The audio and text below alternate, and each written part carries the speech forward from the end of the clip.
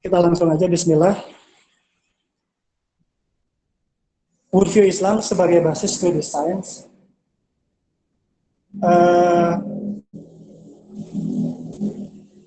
Saya mencoba untuk mengajak kita belajar bersama, dimulai dari sedikit sisi kebahasaan ya.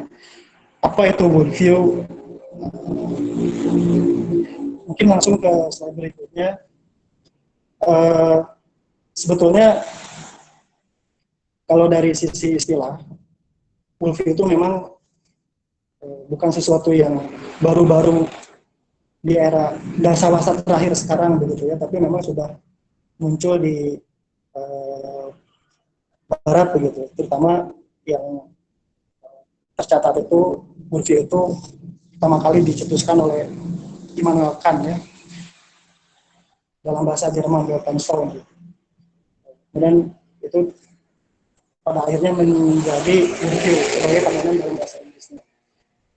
Worldview atau Weltanschauung itu pertama jemuk konsep, kalau dari terminologi Islamnya mungkin agak mirip dengan konsep tasawur ya, ada konsep tasdik gitu, konsep tasdik, mohon maaf, bukan tasawur. Jadi ada tasawur, ada tasdik. Tasawur itu biasanya direpresentasikan oleh kata-kata yang sederhana gitu ya, kata tunggal atau enggak terlalu banyak. Nah, kalau yang tasdik itu berupa pernyataan-pernyataan. Nah, mungkin worldview ini adalah sebuah konsep majemuk atau sebuah konsep tasdik gitu ya, pernyataan gitu. Worldview word ya, ini mohon maaf kalau pelafalan bahasa Inggrisnya agak kacaletot. Word di sini memang dipahami kalau dalam terminologi dari asalnya itu alam atau kehidupan duniawi. Adapun view itu pandangan, tetapi yang ditekankan dalam hal ini bukan pandangan mata kepala, tapi pandangan akal pikiran atau pandangan jiwa begitu ya. Jadi pada dasarnya worldview itu atau Weltanschauung itu secara bahasa ya adalah pandangan hidup begitu, atau pandangan alam, pandangan akal pikiran manusia terhadap alam begitu. Itu secara bahasa. Kemudian untuk berikutnya di slide berikutnya itu mengenai pengertian worldview itu sendiri.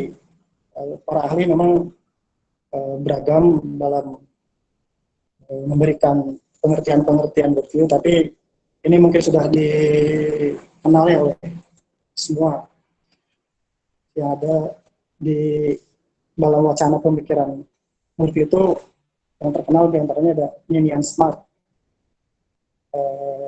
Intinya kalau dalam pandangan Ninian Smart, Thomas F. Wall begitu ya, worldview itu kepercayaan atau apa-apa yang memang itu ada di dalam pikiran begitu,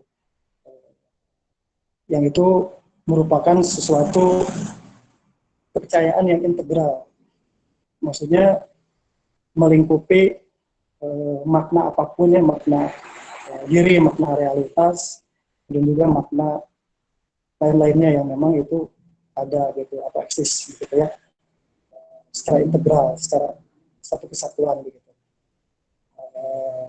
Adapun kalau dari pemikir Muslim ada Prof. Al-Farslan, beliau pun juga turut memberikan pengertiannya.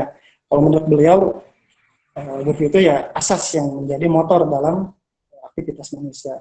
Terutama dalam hal ini beliau mengaitkan dengan aktivitas ilmiah atau rekayasa teknologi. Itu beberapa pengertian worldview dari dalam konteks non keislaman begitu ya, dalam definisi non keislaman. Kemudian di slide berikutnya ini ada beberapa poin atau senarai inti dari worldview itu sendiri. Intinya worldview itu ya kepercayaan asasi, terletaknya di dalam pemikiran. Itu menjadi landasan apa dalam melakukan aktivitas, dan landasan itu menjadi acuan dalam memahami berbagai realitas. Artinya dalam memahami realitas, dalam mengerti realitas, itu worldview bertindak sebagai pijakan akal dalam berpikir, dalam dalam aktivitas memahami realitas itu sendiri. Dan selain sebagai pijakan, tentunya menjadi pendorong, menjadi faktor yang mendorong seseorang untuk melakukan aktivitas-aktivitasnya, termasuk dalam aktivitas sosial, moral, ilmiah, maupun dalam rekayasa teknologi. Itu beberapa pengertian review dari dalam konteks pembahasan non-keislaman atau dalam terminologi yang tidak khusus ya, spesifik dalam keislaman. Kalau disimpulkan, kalau boleh saya menyimpulkan begitu ya, review itu adalah pandangan hidup yang merupakan seperangkat keyakinan mendasar tentang wujud realitas yang dilandasi perilaku manusia. Artinya worldview itu tidak sesimpel sudut pandang yang kita pahami seperti dalam keseharian ya, sudut pandang saya seperti ini, sudut pandang Anda seperti itu, atau perspektif yang sempit begitu, yang sederhana. Tapi worldview ini dia bukan hanya sekedar sudut pandang, bukan hanya sekedar perspektif, atau mungkin juga nanti kesananya sebagai asumsi dasar gitu. Tapi worldview itu dia adalah seperangkat keyakinan begitu. Sudut pandang yang mana itu mengacu kepada seperangkat keyakinan yang mendasar tentang wujud, tentang realitas, dan itu menjadi pijakan berpikir. Kemudian pada akhirnya menjadi landasan perilaku manusia. Artinya worldview itu menyangkut iman, ilmu, dan juga amal. Jadi dalam worldview ini ada ada menyentuh aspek iman, ilmu, dan amal. Jadi worldview itu sangat luas, kemudian juga tidak sesederhana sudut pandang yang kita pahami di dalam kehidupan sehari-hari. Itu untuk pengertian worldview. Kemudian di dalam tradisi Islam, terutama yang kontemporer ya, sebetulnya juga ada sesuatu yang pada dasarnya intinya menyentuh objek yang sama gitu ya, menyentuh suatu objek pembahasan yang sama. Ketika worldview sebagai terminologi yang lahir dari peradaban Barat, itu kita lihat dia membahas sesuatu makna.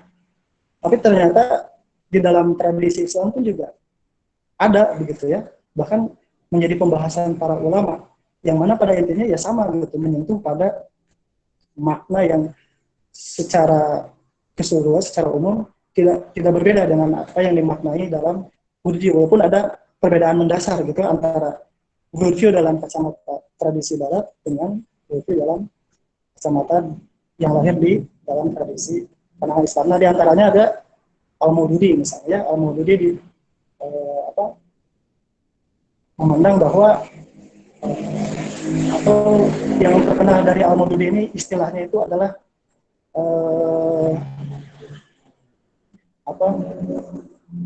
semacam mabadi begitu ya, semacam ideologi begitu ya, pandangan hidup yang itu bermula dari keesaan Allah. Jadi nanti implikasinya kepada seluruh aspek kehidupan manusia. Kemudian Syekh Atif Zain itu terkenal dengan akidah fikriyahnya atau kepercayaan yang bersifat rasional berdasarkan akal. Di sini bukan artinya beliau ini mengagungkan akal begitu ya, atau menjadikan akal sebagai standar segala kebenaran, tetapi yang dimaksud di sini akidah fikih di sini atau kepercayaan rasional ini adalah ya akidah Islam atau pandangan Islam itu memang diperuntukkan bagi orang yang berakal. Ketika orang sudah balik, sudah dikatakan berakal, tamyiz begitu ya, bisa membedakan mana yang baik, mana yang buruk, mana yang benar, mana yang salah. Nah, pada saat itulah gitu berlaku padanya hukum Islam begitu, aturan Islam. Makanya di sini Syekh Atiq ini dengan terminologinya yang mana akidah fikih itu ya itu artinya adalah kepercayaan yang rasional gitu, kepercayaan yang memang masuk akal sehat, bukan dalam arti menjadikan akal sebagai pusat dari segala sesuatu kebenaran. Dan yang terakhir di slide ini itu muncul dari Said Qutb. Beliau mengartikan bahwa pandangan sesuatu yang disebut sebagai pandangan alam Islam itu adalah akumulasi dari keyakinan-keyakinan asas gitu, yang itu terbentuk mengendap di dalam pikiran dan hati setiap manusia, setiap muslim gitu. Dan dengan terbentuknya keyakinan tersebut, pemikiran yang sesuai dengan keyakinan tersebut, nah, itu pada kemudian pada selanjutnya, pada gilirannya itu akan berimplikasi pada bagaimana cara dia menggambarkan atau memahami gambaran khusus tentang wujud atau apa-apa yang ada di balik yang tampak begitu. Itu akan mempengaruhi bagaimana seorang muslim dalam memandang realitas. Jadi seorang muslim dengan pandangan Islamnya itu dia akan tertuju juga pada sesuatu yang tidak nampak gitu ya. Nah, tentu bicara pandangan alam Islam atau Islam di abad kontemporer ini itu tidak lepas dari pemikiran tokoh besar Syekh Muhammad Nabil Alatas. Beliau memberikan takrif bahwa pandangan alam Islam itu adalah pandangan Islam tentang realitas dan kebenaran atau ru'yatul Islam lil wujud yang muncul tampak oleh mata hati kita dan menjelaskan hakikat wujud atau realitas. Tentu di sini saya mencoba untuk memberikan pemahaman sederhana yang saya pahami. Yang dimaksud dengan pandangan alam Islam itu kita ada dalam posisi menjadikan Islam itu sebagai subjek. Jadi bukan sebagai objek, tapi diandaikan atau dipandang bahwa Islam itu subjek yang melihat realitas. Nah, adapun kita sebagai subjek yang lain, yang mana kita punya hati, punya pikiran, punya panca indera. Nah, kita sebagai subjek yang lain, dan apabila kita ini seorang muslim, seorang yang menganut Islam, maka pandangan kita tentu ya sudah selayaknya menyandarkan pada pandangan Islam. Apa yang terjadi di dalam realitas sebagai muslim, tentu kita tidak bisa seenaknya, tidak bisa menafsirkan realitas gitu ya. Kalau memang kita betul-betul muslim yang kafah, sebagaimana dijelaskan oleh Dr. Hamid begitu ya, bahwa seorang muslim itu dia itu beriringan gitu antara kesolehan ritual, kesolehan sosial, dan juga kesolehan intelektual. Walaupun di lapangan kita bisa melihat bagaimana orang yang secara zahir terlihat rajin beribadah begitu ya, tetapi di dalam pemikiran misalnya justru malah mengingkari syariat Islam. Nah, itu ada kesenjangan antara kesolehan ritual dia dengan kesolehan intelektual dia. Nah, untuk kita yang mempunyai kesadaran akan pentingnya berpikir Islam bagi kita, tentu disitulah titik pentingnya bahwa kita sebagai muslim ya tentu selain rajin sholat, ibadah lainnya, kemudian juga bermuamalah dengan baik, tapi juga kita tentu harus berusaha agar cara pandang kita sesuai dengan cara pandang Islam memahami realitas begitu. Ru'yatul Islam lil wujud, pandangan Islam tentang realitas dan kebenaran. Itu saya kira yang sedikit saya bisa sampaikan terkait dengan bagaimana alatas memahami pandangan alam Islam. Kemudian di slide berikutnya ini ada elemen-elemen dasar ya, yang menjadi tiang-tiang yang menyangga atau yang mengokohkan worldview Islam gitu. Ini adalah satu kesatuan tauhidik begitu. Nanti ada pembahasan di slide berikutnya. Saya kira tidak hanya yang akan dibahas di elemen-elemen ini, karena mungkin ini adalah kurikulum worldview Islam yang digagas oleh Syed Nagib Alatas, dan yang mana ini tentu pembahasannya saya secara pribadi pun belum begitu memiliki kapasitas untuk membicarakan satu persatu konsep ini secara lebih detail. Tapi yang jelas ini adalah elemen-elemennya. Mungkin nantilah di pertemuan berikutnya dengan materi yang lain bisa lebih dipahami lebih dalam. Kemudian yang menjadi perhatian berikutnya adalah mengenai karakter dari pandangan alam Islam itu sendiri. Tentu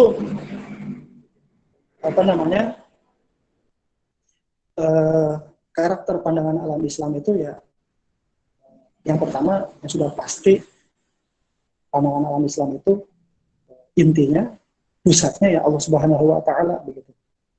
Segala sesuatu ketika dilihat begitu ya, ataupun ditafsirkan dengan pemahaman kita, maka tidak bisa itu berangkat dari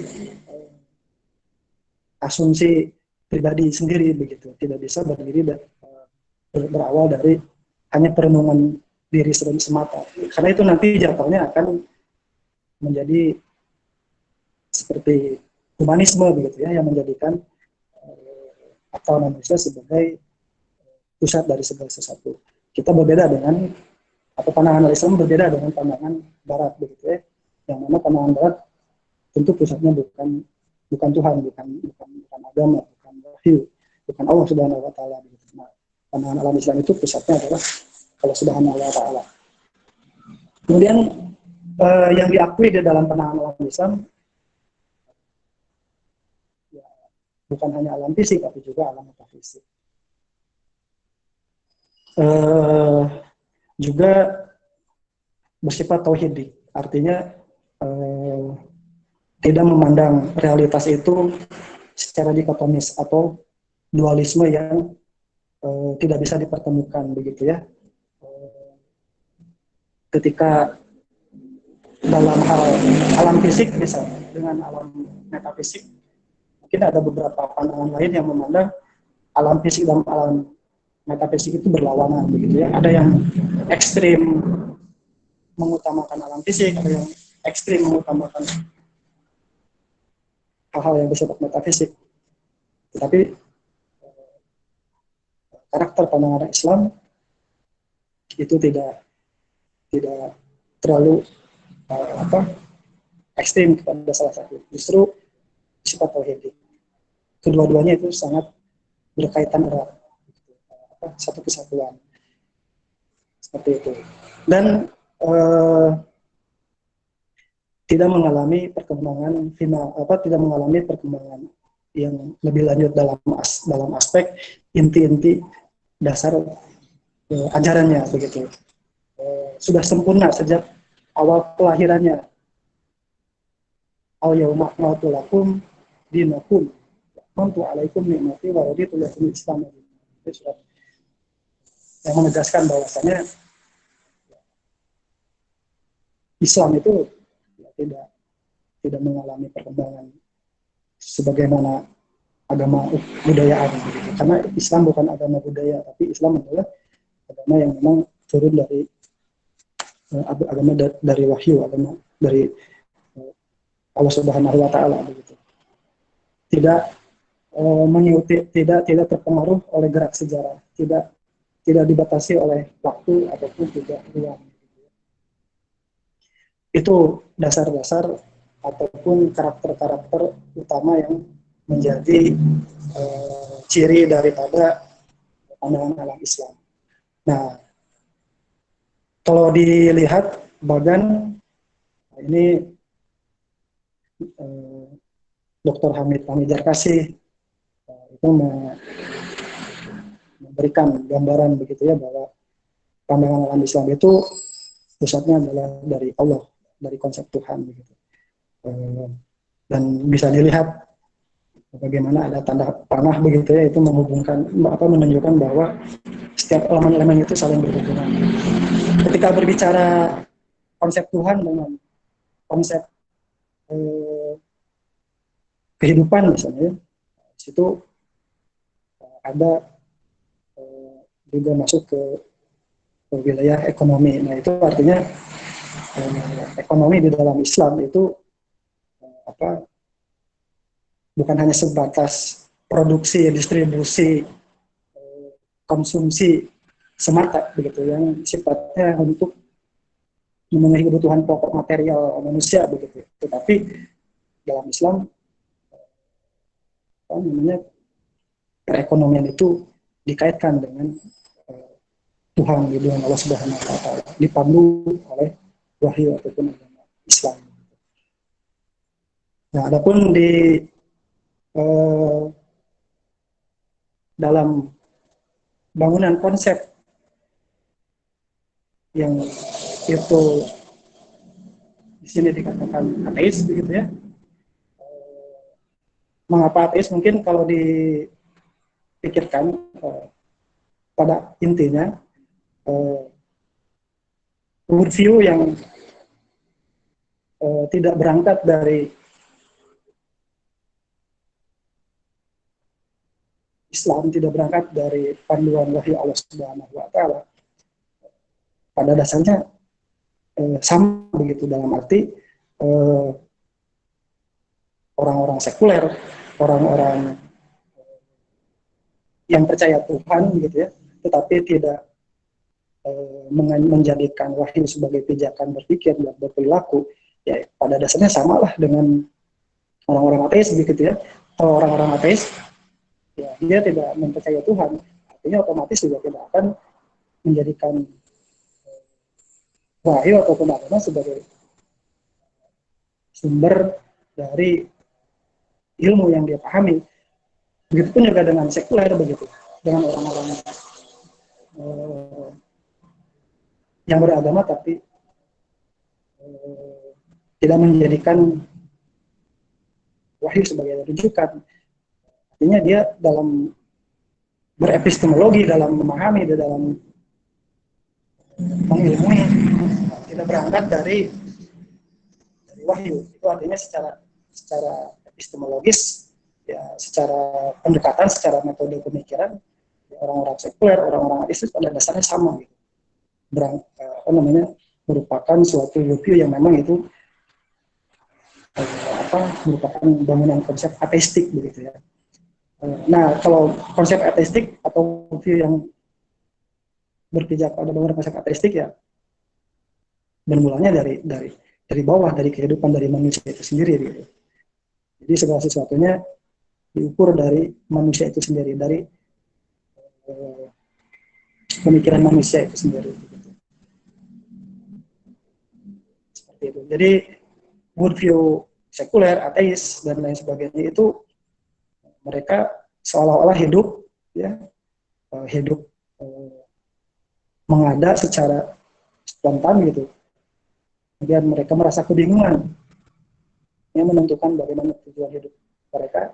Akhirnya mereka ya membangunlah suatu pemahaman ya, tentang kehidupan yang mereka jalani. Akhirnya muncullah beberapa pemikiran-pemikiran di berbagai bidang gitu ya. Tapi berbeda dengan Islam gitu. Kalau Islam tujuan hidupnya tidak ditentukan oleh manusia, tidak ditentukan oleh sejarah, oleh fenomena-fenomena kehidupan gitu. Tapi tujuan hidup di dalam Islam sudah jelas, sudah diberikan oleh Allah Subhanahu wa taala gitu kan. Apa namanya? Ya, tujuan hidup manusia ya di dunia ya sebagai abid, sebagai hamba gitu. Wa ma khalaqul jinna wal insa illa liya'budun. Juga selain itu ya sebagai khalifah begitu kan. Jadi tujuan manusia kalau dari buku Islam sudah jelas gitu tujuannya selama hidup itu sebagai apa gitu. Lalu kemudian juga di dalam Islam di dalam kehidupan yang itu berangkat dari buku Islam, kita bisa pahami bahwa acuan kehidupan yang lebih mendasar, kemudian juga tujuan yang lebih ultimate lagi, itu dalam Islam sudah jelas. Kemudian inna asobakum musibah, qalu inna lillahi wa inna ilaihi raji'un. Sudah jelas ditegaskan bahwa manusia itu ya pada hakikatnya berasal dari Allah Subhanahu wa taala, dan pada ujungnya pun juga akan kembali kepada Allah Subhanahu wa taala.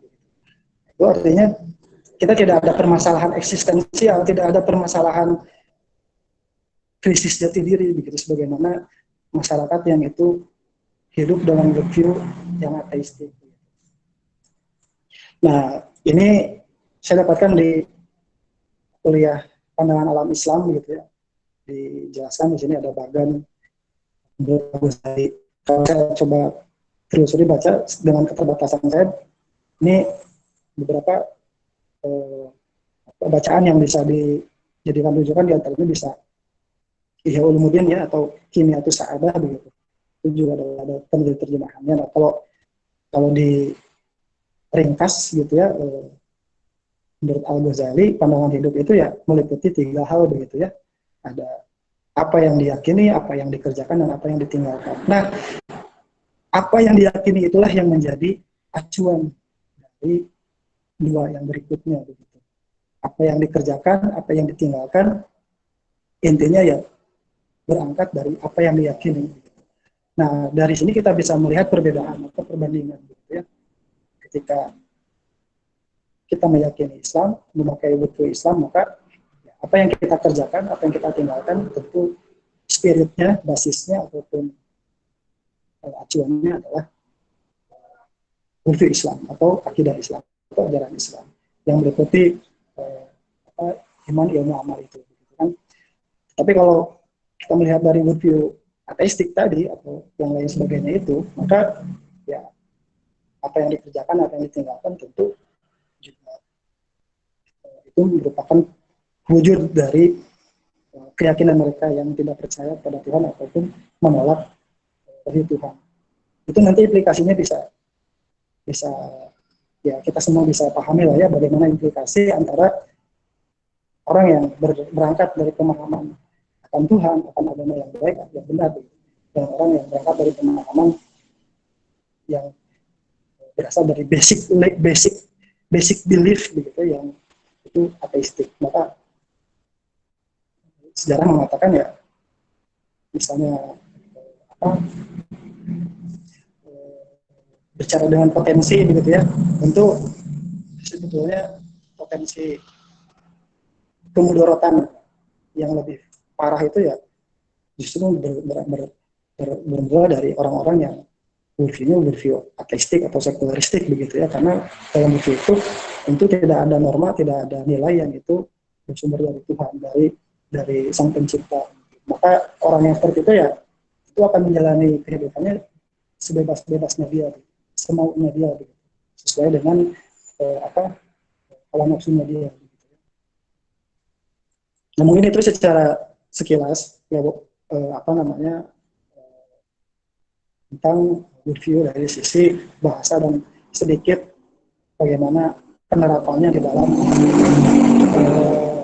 memahami realitas. Mudah-mudahan bisa dipahami. Walaupun nanti tidak ada yang dipahami mungkin atau kurang jelas bisa didiskusikan. Yang berikutnya, setelah tadi kita coba mengulas tentang apa itu review, maka tentu di sini di slide berikutnya saya coba untuk berdua dari pertanyaan apa itu ilmu atau apa itu sains. Nah, ini pengertian ilmu ilmu itu berasal dari bahasa Arab begitu ya. Ilmu berasal dari fi'il madi atau fi'il mudhari'nya alima ya'lam gitu ya. Artinya mengetahui atau pengetahuan. Ini mohon maaf, mungkin nanti dari sisi bahasaan atau bahasa Arab nanti bisa ada koreksi kalau ada yang salah begitu ya.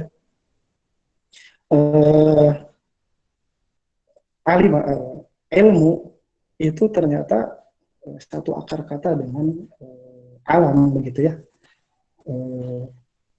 Alam dari kata alama yang mana artinya adalah tanda ya, itu juga apa namanya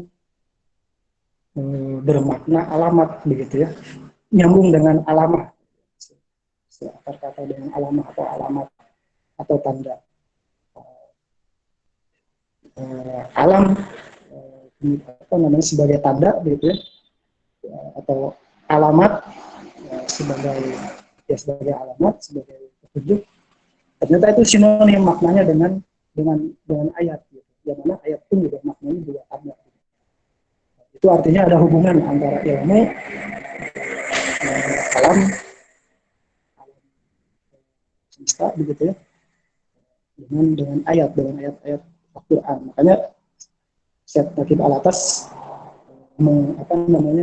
mengistilahkan atau memberikan penjelasan bahwa ada ayat yang diturunkan oleh Allah, yang diwahyukan oleh Allah, itu ayat Al-Quran gitu, tapi juga ada ayat yang diciptakan, itu alam semesta.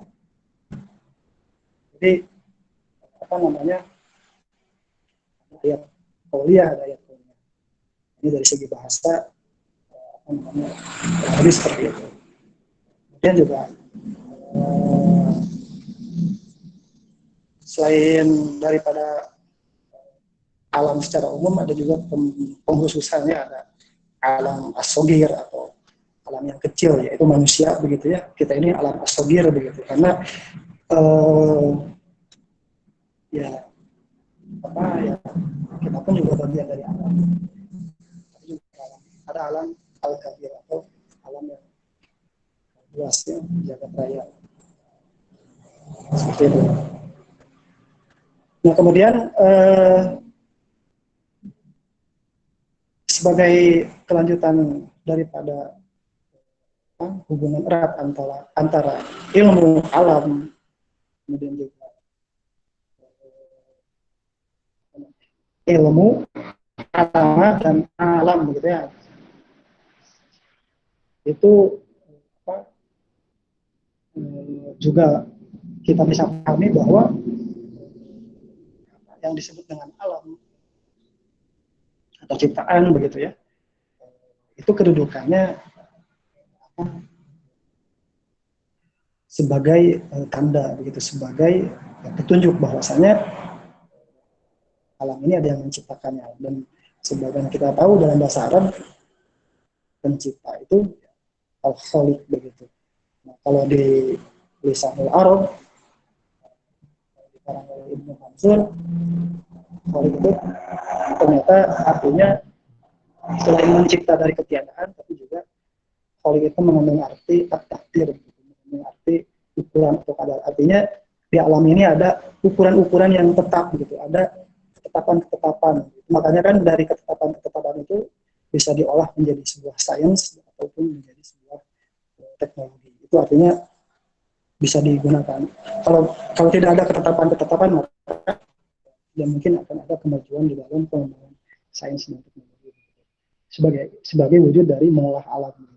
Karena ada ukuran-ukuran yang Allah tetapkan. Mungkin itu secara kebahasaan. Kemudian yang berikutnya, ketika Islam memandang alam itu secara menyeluruh, alam fisik dan juga alam metafisik, nah, di dalam pandangan Barat itu ada istilah natural science begitu ya. Natura itu artinya dilahirkan.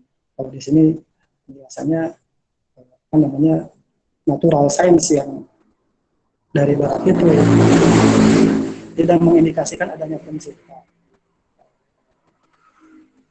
uh, kalau dilihat dari secara sekilas sejarah pemikiran Barat begitu ya, uh, bermula dari Thales misalnya, tentu kita paham ya, mereka memandang yang paling asas gitu dari alam ini. Kalau Thales kan dari air misalnya, terus yang lainnya dari unsur-unsur yang lainnya, itu kan tidak menunjukkan atau tidak menyandarkan uh, pemikirannya kepada Tuhan begitu. Itu murni pemikiran spekulasi para pemikir Yunani kuno itu gitu kan. Nah, itu kemudian berlanjut ke apa namanya, ada pergeseran tuh, ada pergeserannya ketika di zaman Yunani kuno itu cenderung ke kosmosentris ya, pusat segala sesuatu itu adalah unsur-unsur alam dan lain sebagainya. Jadi kemudian di masa berikutnya, yakni misalnya di abad pertengahan, pusat dari realitas itu tidak berangkat dari pemahaman tentang alam gitu, tapi pada abad pertengahan itu ada di dalam kendali penafsiran gereja atau penafsiran Kristen gitu. Artinya yang menjadi pusat dari kebenaran itu adalah otoritas gereja di abad pertengahan. Kemudian di berikutnya di sekitar abad 17 itu mulailah ada kecenderungan baru lagi. Sebelumnya teosentris Kristen begitu ya. Nah, di abad modern dan juga sampai sekarang gitu ya, itu sifatnya cenderung ke antroposentris, atau kebenaran itu ya, pusatnya adalah manusia atau apa pikiran manusia. Jadi secara perjalanan sejarah Barat gitu ya, pandangan Barat dan dalam memahami sains, dalam memahami ilmu tentang alam gitu, mereka memang tidak tidak tidak mengindikasikan atau tidak melibatkan adanya Tuhan di dalam sains yang mereka kembangkan begitu. Nanti di bawah di berikutnya ada beberapa tambahan keterangan gitu ya. Nah itu mungkin kurang lebih pengertian ilmu secara kebangsaan. Kalau di dalam Islam, di sini ada definisi bahwa segala sesuatu yang diperoleh dari alam dan ayat yang dengannya si pencari ilmu memahami alam atau ayat tersebut, dan dengannya ia mengenal atau ma'rifat pada pencipta alam dan ayat tersebut. Nah, ilmu di dalam Islam itu tidak tidak lepas dari pencipta. Justru sangat erat dengan pencipta. Justru dengan alam yang diilmui itu, dengan ilmu tentang alam itu, tentang manusia yang merupakan bagian dari alam itu, justru dengan itu justru manusia akan mengenal Allah. Itu sebetulnya ilmu di dalam tradisi Islam. Nah, sekarang sains ya. Sains itu diambil dari bahasa Inggris ya, sains itu sendiri dari Latin, bisa scientia, pengetahuan atau knowledge, atau science, mengetahui. Science itu sendiri padanan dari bahasa Yunani itu episteme. Ini menurut Plato, science atau episteme ya, atau science itu adalah pengetahuan. Atau menurut Plato itu science itu adalah keyakinan yang benar dengan suatu penalaran yang dapat membuktikan kebenaran. Artinya pengetahuan yang itu memang dipahami melalui penalaran, yang mana penalaran manusia itu dapat membuktikan kebenaran yang dimaksud oleh Plato itu. Seperti itu. kalau di dalam pembahasan keilmuan itu sendiri, episteme itu dibedakan dengan teknik, dengan keterampilan. Itu secara kebahasaan.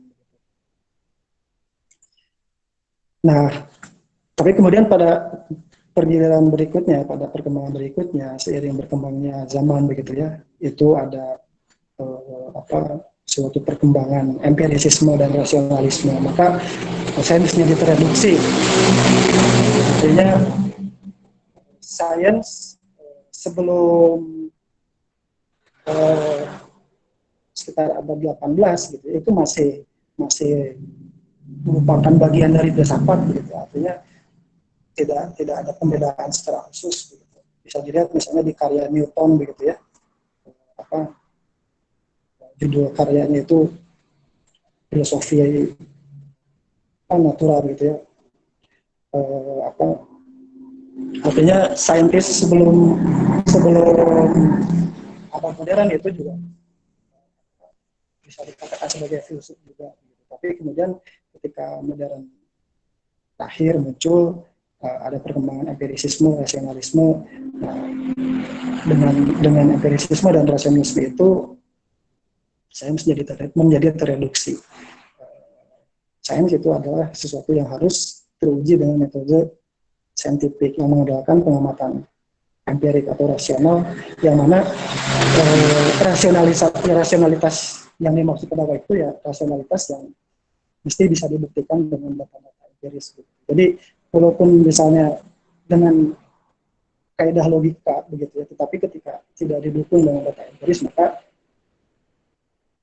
dengan pengertian yang menjadi sempit ini itu tidak dikatakan sebagai sains. Artinya ada pergeseran, ada penyempitan yang mana di dalam pengertiannya sains Barat itu mereka tidak menjadikan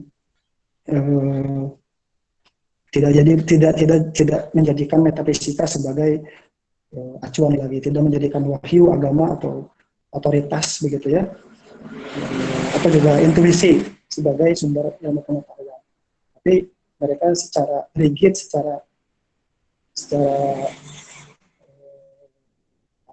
secara ketat begitu membatasi bahwa yang namanya sains itu ya mesti memenuhi asas rasionalitas dan juga empirisisme. Itu secara kebahasaan sekilas. Artinya mungkin kalau dilihat ilmu di dalam Islam dengan sains secara makna bahasa, secara dalam arti luas itu ada titik temu ya. Ilmu dengan sains itu secara pengertiannya dalam pengertian luas itu ada titik temu. Tapi ketika berbicara lebih spesifik lagi, nah itu mungkin ada bisa dilihat ada perbedaan yang mendasar tentang sains dengan ilmu. Jadi sains itu tidak serta-merta merepresentasikan ilmu yang sesungguhnya. Kalau kita melihat bagaimana perkembangan dalam secara sekilas tadi antara Islam dengan Barat begitu. Ini ada bagan sekilas di slide berikutnya. Nah, kurang lebih itu. Mungkin saya tidak akan terlalu banyak menjelaskan di masalah kesejarahan ini, tapi yang jelas secara umum tentu di dalam perkembangan sejarah itu memang ada ada arus yang datang dari arah barat gitu ya. Tapi barat di sini bukan artinya barat dalam arti geografis, tapi dalam arti barat sebagai kebudayaan atau peradaban yang itu lahir dengan unsur-unsur yang tadi gitu ya, yang tadi disebutkan Yunani kuno, terus juga ada unsur Romawi, kemudian ada unsur-unsur kebudayaan di zaman skolastik, yang mana itu muncul dari suku-suku di Eropa Daratan gitu. Kalau di zaman Yunani itu ya seperti kita tahu lah ya, tokoh besarnya Plato, Aristoteles muridnya Plato. Tapi ada perbedaan yang sangat besar, yang lebar di dalam metodologi atau di dalam epistemologi keduanya. Kalau Plato kan memang dia ya idealis lah ya, gitu, idealisme gitu. Artinya bermula dari ide, dari arketipe begitu ya, dari alam ide begitu, bahwa yang lebih dulu itu adalah sesuatu yang bersifat kejiwaan begitu, sifat ruhani atau ide begitu. Baru kemudian itu nanti akan beremanasi begitu ya, akan menjadi suatu manifestasi di alam materi. Jadi materi ini sebetulnya adalah cerminan di alam arketipe sana atau alam ide sana. Tapi Aristoteles dia pada posisi yang berbeda, bahwa kalau kata Aristoteles esensi segala sesuatu itu ya itu mesti ditarik dari premis-premis dasar yang berangkat daripada hal-hal partikular, artinya dari dari pengamatan-pengamatan gitu ya, dari pengukuran-pengukuran. Apa mungkin bisa dikatakan ya Aristoteles sebagai bapaknya empirisisme gitu ya, bapaknya metode empiris gitu. Atau kalau Plato bisa dibilang bapaknya metode atau epistemologi idealis begitu. Kurang lebih secara singkat seperti itu kalau di Yunani kuno.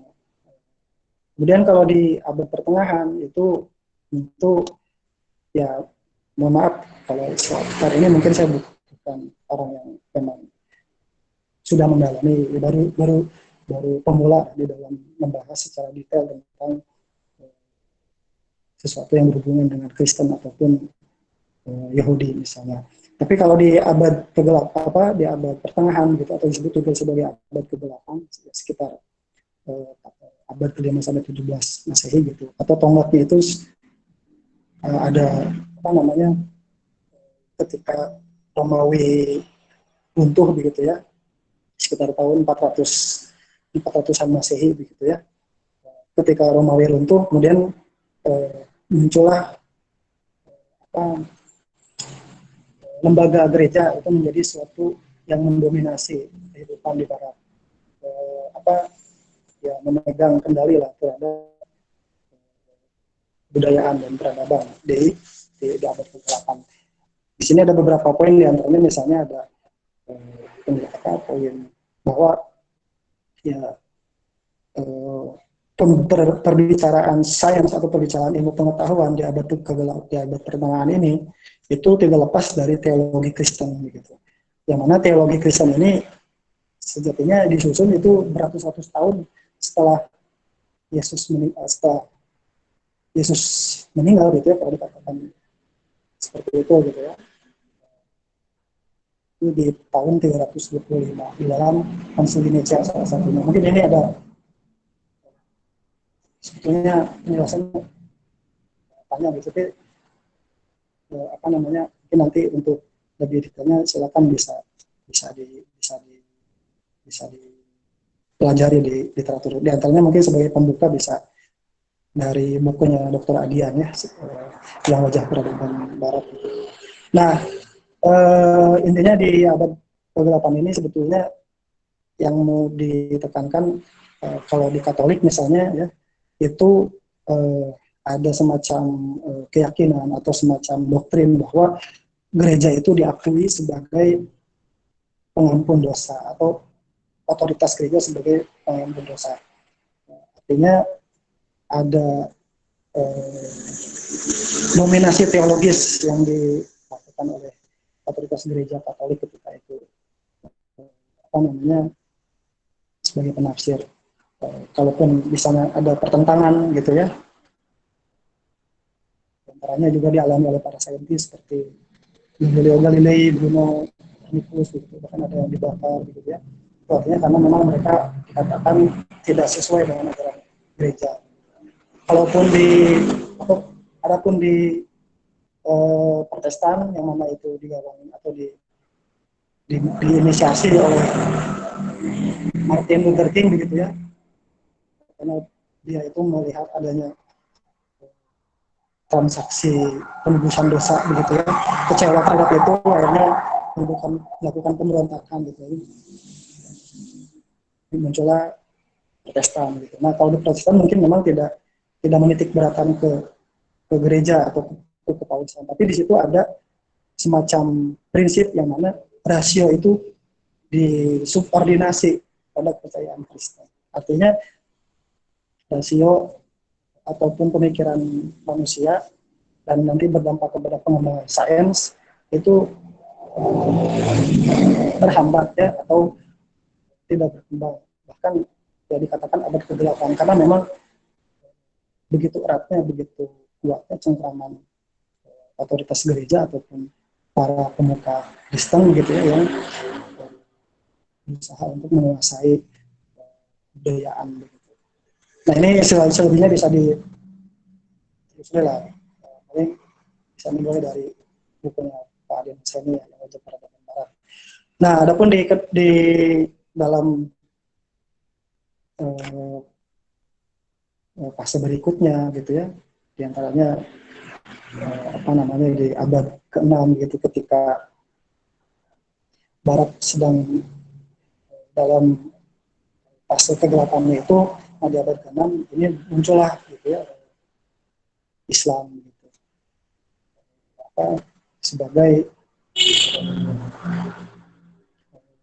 sebagai jawaban, mungkinnya sebagai suatu tradisi baru dalam sebuah keilmuan. Intinya kalau bisa dilanjut dipersingkat, mungkin langsung saja ke slide ini ya, penjelasan Al-Parsalan ya, Islamic Science, di slide 27. Nah, itu ada penjelasan dari Al-Parsalan, Prof. Al-Parsalan, muridnya atau juga salah satu dosen di ISTAK dulu ya, yang bersama-sama dengan Prof. Alatas. Nah, Prof. Al-Parsalan beliau menjelaskan bahwa tradisi Islam itu secara periodik utamanya itu, yang pertama itu adalah turunnya wahyu dan lahirnya pandangan hidup Islam. Jadi pandangan hidup Islam itu atau budaya Islam itu ya lahir ya saat turunnya wahyu itu. Turunnya wahyu yang pertama kalinya pandangan Islam lahir itu ya saat turunnya wahyu itu. Karena pada waktu itu Mekah begitu ya, atau secara umum lah langsung begitu ya, bahwa wahyu itu meliputi struktur kehidupan dunia dan juga kehidupan akhirat. Kemudian yang setelah turunnya wahyu itu, ini secara pemahaman ya, ketika wahyu turun, hadis atau Nabi Muhammad menjelaskan begitu ya, dengan sunnah-sunnahnya, dengan sabda-sabdanya. Nah, muncul kesadaran dan pemahaman di masyarakat Islam ketika itu bahwa di dalam Al-Quran itu ada struktur ilmu pengetahuan, ada yang dikatakan sebagai scientific worldview. Scientific worldview. Sains di sini mungkin sains dalam arti luas tadi ya, dalam arti sains yang belum disempitkan maknanya menjadi sebatas rasional dan empiris begitu. Nah, kemudian di berikutnya itu lahirlah tradisi keilmuan Islam, komunitas ilmiah yang itu menjadikan kerangka worldview Islam sebagai framework, sebagai acuan dalam aktivitas keilmuan, atau istilahnya disebut sebagai Islamic Scientific Conceptual Scheme, gitu ya, skema konseptual ilmuwan di dalam Islam. Ya, di sini sebutkan ya, salah satunya adalah Ashabus Sufah. Nah, barulah setelah wahyu turun begitu, kemudian disadari adanya struktur ilmu pengetahuan, kemudian lahir komunitas keilmuan. Nah, makanya dari situ pada akhirnya muncullah disiplin-disiplin ilmu yang itu berangkat dari pemahaman atau dari buku Islam itu adalah disiplin-disiplin ilmu, mulai dari fikih begitu kan, akidah dan seterusnya. Nah, itu secara sekilas bergambaran tradisi keilmuan di dalam Islam. Tradisi keilmuan di dalam Islam ini membayangkan suatu budaya ilmu apa namanya, jadi di dalam tradisi keilmuan Islam itu ada suatu apa, keadaan yang dibayangkan, ada suatu situasi masyarakat yang ingin dibina, ingin dibentuk begitu. Dan ini ada di bukunya Popon ya, di Budaya Ilmu, bisa dibaca. Tapi secara sekilas ini intinya diantaranya ada 3 ini gitu ya, di mana ilmu itu menjadi kebaikan tertinggi dalam sistem nilai pribadi maupun masyarakat, secara individu maupun secara masyarakat. Nah, apa yang mana ilmu itu menjadi apa namanya, unsur yang ada di setiap lapisan masyarakat. Jadi setiap masyarakat itu dengan berbagai perannya, dengan berbagai posisinya, dengan berbagai karakternya begitu. Walaupun misalnya sebagai petani misalnya, atau sebagai pedagang misalnya, bukan sebagai orang yang secara langsung berprofesi di dalam siar misalnya sebagai pedagang, tetap gitu perlu ada aspek-aspek keilmuan gitu. Kalau dia sebagai Islam, maka itu perlu ada keilmuan yang itu memang berangkat dari tradisi Islam. Kemudian di dalam berbagai menentukan pilihan-pilihan hidupnya, maka diharapkan di dalam budaya ilmu yang dibayangkan oleh Islam itu setiap manusia itu, setiap muslim itu memutuskan segala sesuatu berdasarkan ilmu. Itulah yang diharapkan sebetulnya oleh tradisi Islam, tradisi keilmuan di dalam Islam. Tapi kemudian dalam perjalanannya di abad ke-17 gitu ya, walaupun memang sebetulnya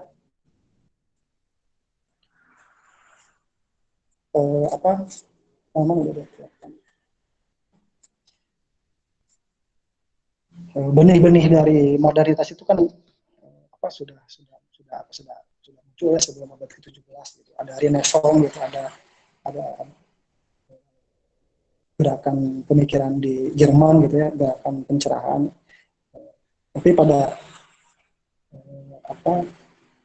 momentumnya gitu, momentum sejarahnya, modernitas itu secara lebih jelas itu muncul di abad ke-17 gitu ya. Di antaranya ada peristiwa revolusi industri gitu di Inggris, dan juga mungkin berkaitan pada sesaat setelahnya itu dengan revolusi sosial di Prancis gitu ya. Nah, tetapi yang ditekankan di sini ternyata ada problem begitu ya yang dihadirkan oleh sains modern, oleh tradisi keilmuan di masa modern, yang mana di dalam era modern begitu ya, ada suatu supremasi di dalam filsafat modern, yang mana filsafat modern itu menjadi sebagai penafsir sains dan yang menyusun kesimpulan-kesimpulan tentang ilmu-ilmu alam dan sosial gitu ya. Jadi falsafah sains modern itu menjadi memonopoli di dalam menafsirkan alam dan juga gejala-gejala sosial, dan itu menjadi sebuah worldview. Nah, worldview tersebut kemudian menentukan arah tujuan daripada sains itu sendiri, yang mana di dalam pemahamannya seperti yang tadi disebutkan, menolak Tuhan, menolak kekuasaan Tuhan, menafikan wahyu, dan kemudian ada semacam bentuk ekstrim gitu ya, menjadikan metode saintifik itu sebagai satu-satunya metode di dalam mencari kebenaran, atau yang disebut sebagai saintis. Atau istilah lainnya ada disebut dengan logosentrisme atau pengkultusan terhadap rasio. Artinya rasio itu diputuskan, dituhankan. Artinya ketika menafikan Tuhan dan mengagungkan rasio manusia begitu ya. Nah, di situ terjadi seolah-olah manusia mengambil alih peran Tuhan. Rasionalitas manusia menjadi dituhankan. Itu bentuk lain lah ya, apa namanya, gejala di era modern gitu. Selain daripada tadi saintisme itu sendiri ya, menjadikan metode saintifik sebagai satu-satunya dalam mencari kebenaran. Dan tentu dalam implikasinya ini juga menjadi suatu hal yang berdampak buruk terhadap lingkungan. Karena di dalam framework pemikiran Barat itu ada dikotomi, ada dikotomi, misalnya di dalam mendikotomi subjek dengan objek begitu.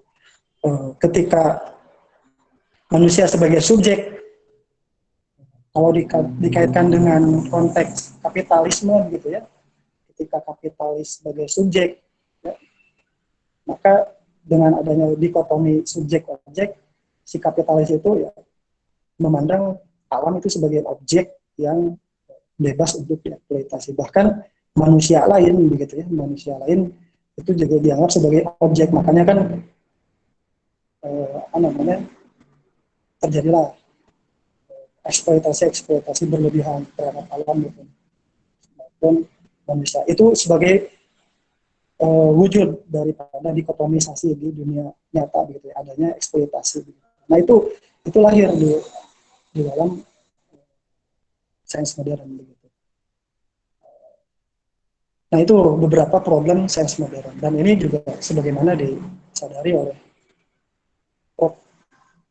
Profesor Syed Muhammad Tagib Al-Atas. Beliau di tahun 1970 itu sudah ketika itu di forum pendidikan internasional begitu, membahas pendidikan di Mekah begitu, itu sudah menyatakan bahwa tantangan terbesar yang muncul gitu ya di zaman saat ini itu adalah tantangan ilmu. Bukan ilmu dalam pengertian sebagai lawan kejahilan atau kebodohan, tapi ilmu yang dipahami dan disebarluaskan ke seluruh dunia oleh peradaban Barat. Artinya ada ancaman yang itu disebarkan, diglobalisasikan begitu ya oleh peradaban Barat ke seluruh dunia. Yang itu mereka sebut sebagai ilmu, gitu ya, sebagai sains gitu, dan teknologi.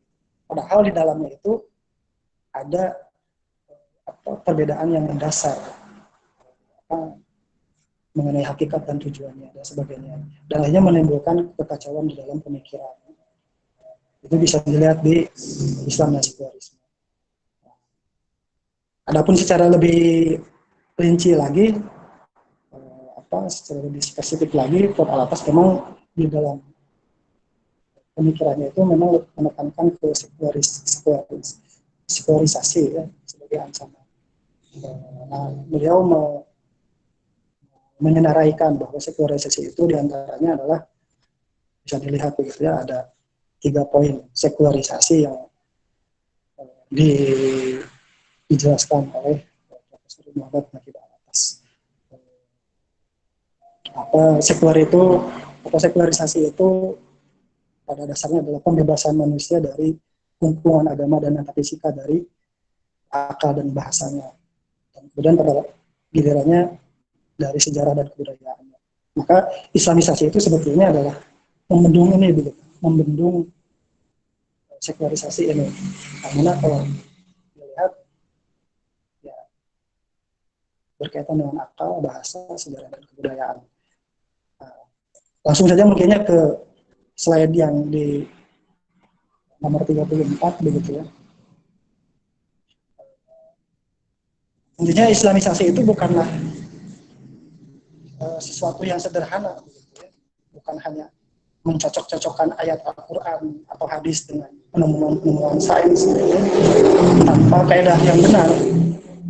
Bukan juga nostalgia terhadap sejarah sains yang gemilang begitu ya di zaman Umayyah, di zaman Abbasiyah gitu.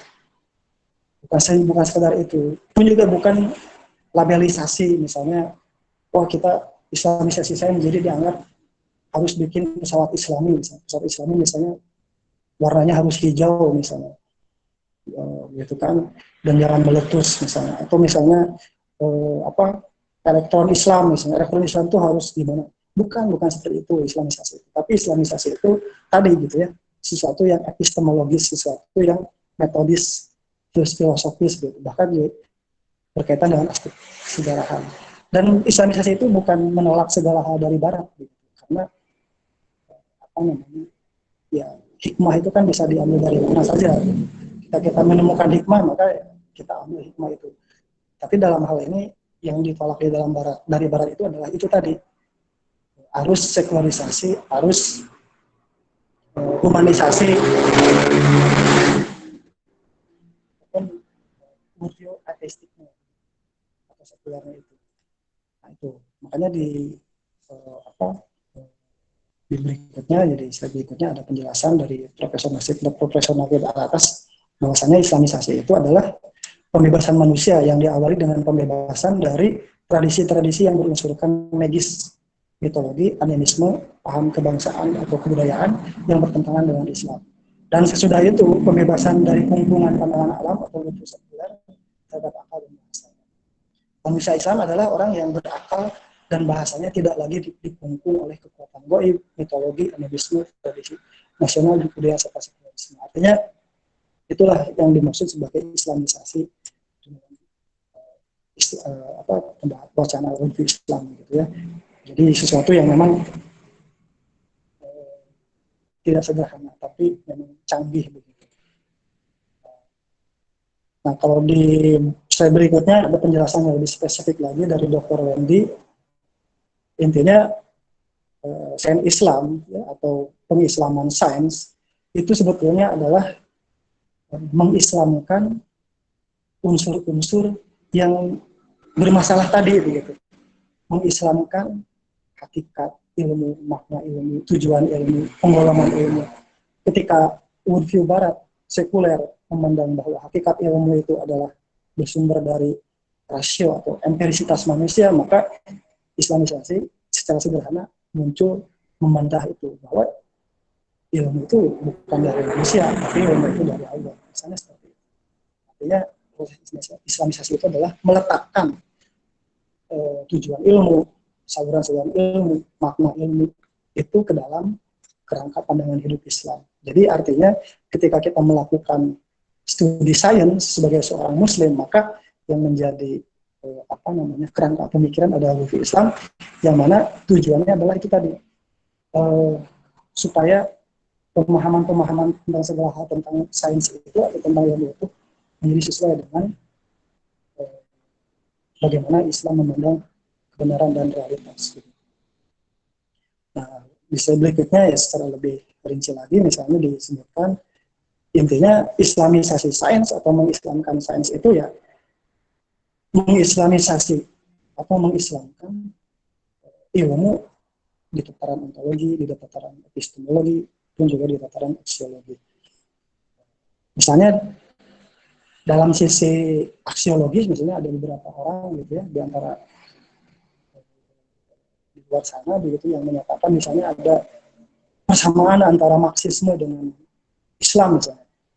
Mereka mencoba membangun argumen bahwa Islam dengan Marxisme itu sama di tataran aksiologis misalnya, yaitu Islam dan Marxisme sama-sama membela kaum mustad'afin misalnya. Tapi sebetulnya tidak cukup di situ gitu. Walaupun ada semacam persamaan di aspek aksiologis begitu ya, tetapi tetap saja di aspek-aspek yang lebih mendasar di dalam ontologisnya, dalam sosio-epistemologisnya, kita dengan Marxisme jauh berbeda. Ini tidak, dalam hal ini misalnya kita punya simpati terhadap kaum mustad'afin, ya tentu kita tidak perlu melibatkan diri dalam gerakan-gerakan Marxisme, cukup jadi muslim yang kapal saja gitu. Jadi dengan pemahaman seperti ini kita bisa memiliki pijakan yang kuat lah bahwa sebagai Muslim kita memiliki memiliki konstruksi keilmuan eh, yang tegas, yang pasti, dan itu berbeda dengan struktur keilmuan yang ditawarkan oleh Barat, baik itu kapitalisme ataupun misalnya Marxisme. Nah, selebihnya lebih detail lagi sebagai penjabaran dari Islamisasi di ketiga aspek itu, dari aspek ontologis, epistemologis, dan aksiologis, nanti kita bisa menemukan bahwa Islamisasi itu juga ternyata ada upaya mengislamkan makna tadi seperti yang disebutkan. Terus juga marotib ilmu, hierarki ilmu. Kalau secara umum misalnya di kampus atau di pemahaman umum sekarang, misalnya ilmu itu kalau dari pandangan yang dari Barat gitu ya, misalnya dibedakan ada natural science dengan social science, atau misalnya sains murni dan sains terapan. Tapi kalau di dalam Islam, hierarki ilmu atau marotib ilmu atau klasifikasi ilmu itu tidak cukup di situ, tapi ada ilmu dalam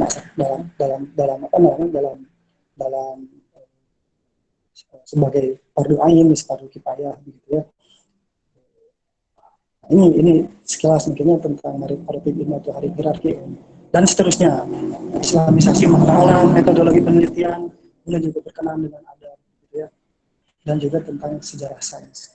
Nah, kemudian di slide terakhir ini mengenai makna operasional sains. Ini dari Dr. Adi Setia, murid langsung dari Prof. Al-Fattas juga begitu ya, yang luar biasa begitu. Beliau menawarkan tiga makna operasional sains Islam. Sains Islam itu merangkum atau meliputi kajian sejarah sains tamadun Islam gitu ya, tamadun Islam. Kemudian juga mengkaji sains dari sisi falsafah, dari sisi filsafat begitu.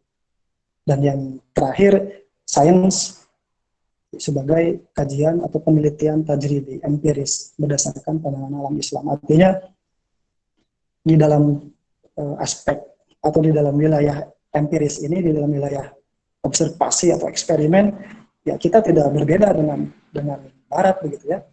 Barat menggunakan rasionalitas, menggunakan empirisitas, kita pun juga sebetulnya sama dalam tataran itu, tetapi berbeda di dalam aspek yang lebih mendasar lainnya, bahwa kita tidak hanya di situ, tapi kita juga menerima wahyu, menerima otoritas, dan juga kita menerima adanya semacam ilham begitu ya di dalam aktivitas mencari keilmuan. Tentu perlu ada pengkajian lagi lebih dalam supaya kita bisa meletakkan saluran-saluran ilmu tadi sesuai dengan letaknya begitu ya, menjadi sesuatu yang saling menguatkan begitu, satu kesatuan antara wahyu, kemudian pemikiran, kemudian pensiunan. Itu bagaimana mensinergikan. Nah, itu menjadi suatu pembahasan khusus mungkin nanti di berikutnya. Nah, intinya Islamisasi ilmu itu adalah perjuangan ilmiah untuk mewujudkan apa-apa yang dikatakan sebagai sains menurut aturan sendiri, atau sains yang mana urfu Islamlah sebagai pijakan pemikirannya, sebagai asas pemikirannya. Dan itulah yang dikatakan sebagai sains Islam. Jadi sains Islam itu adalah sains yang lahir atau muncul ya, yang berdasarkan atau berasaskan atau berkerangka pemikiran Islam atau urfu Islam. Saya kira itu untuk pembahasan yang mungkin juga bisa dibilang tidak rumit atau tidak sistematis ataupun juga tidak jelas, tidak rinci, karena mungkin itu adalah dari keterbatasan saya. Tapi yang jelas saya berusaha menawarkan tadi ya namanya dari sisi kebahasaan, sisi historis, kemudian juga dari sisi eh, prinsip-prinsip dan juga operasionalnya. Mungkin ini bisa jadi sebagai pengantar bagi saya sebagai yang berkesempatan untuk berbicara, ataupun juga sebagai pengantar bagi teman-teman sekalian yang ingin mengembangkan apa namanya keilmuannya gitu ya, sesuai dengan yang menjadi background apa menjadi studi yang menjadi interestnya begitu. Yang mudah-mudahan dengan ini bisa ada inspirasi, ada semangat bagi kita sebagai muslim untuk ya berjuang lah, selain berjuang mensolehkan diri secara ritual, juga mensolehkan diri secara sosial, dan juga sedikit demi sedikit bertahap begitu ya, kita berusaha untuk mensolehkan intelektualitas kita, yang mana supaya pemikiran kita bisa sejalan atau bisa sesuai dengan Islam memandang realitas dan kebenaran. Mungkin itu dari saya. Terima kasih. Wallahualam.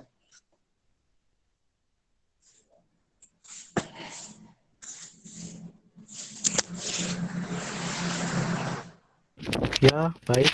Eh, kita sudah menyimak paparan tentang worldview Islam sebagai basis dari sains dari Kang Derajat Fitra. Selanjutnya dipersilakan bagi para peserta untuk bertanya atau berdiskusi mengenai topik yang sudah disimak.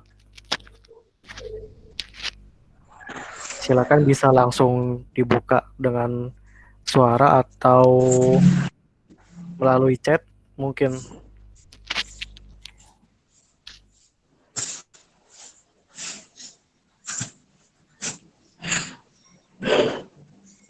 Ya, silakan. Atau mungkin ada banyak hal yang tidak jelas begitu ya. Ya silakan disampaikan. Mungkin karena tadi ada suara yang terganggu, kalau tidak jelas mungkin bisa ditanyakan kembali. Kang Punten, saya mau tanya. Jadi gini, sebenarnya ketika ini ya nulis skripsi misal, karena saya juga masih agak-agak apa istilahnya ya,